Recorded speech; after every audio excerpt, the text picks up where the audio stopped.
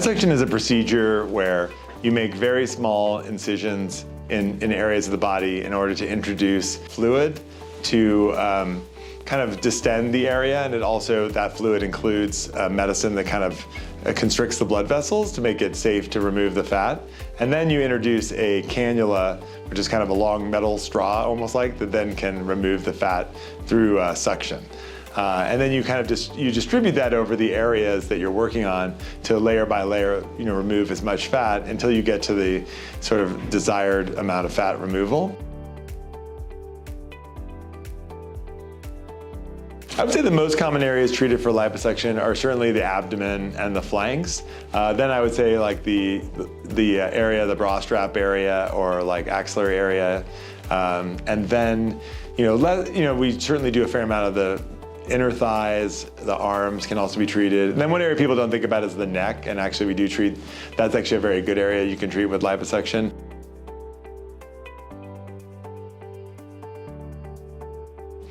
There are limitations with liposuction. Liposuction itself doesn't tighten the skin.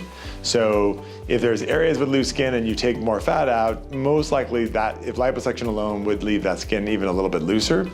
What it does do very well is just remove, excess fat in areas where you have good skin tightness, and that probably gives you the best results.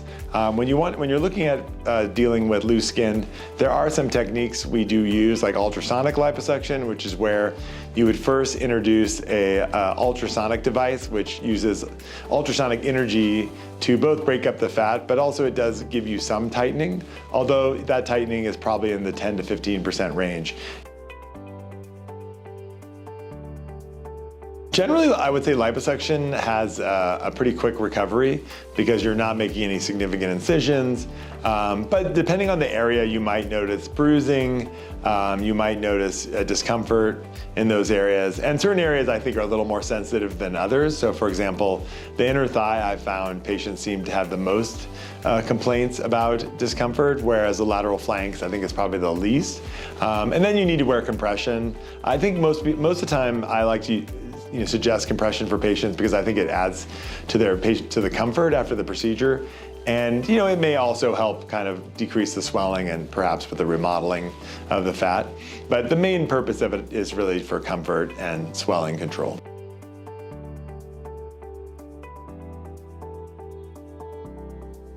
I think one of the advantages of having your liposuction done here is that all our surgeons are board certified.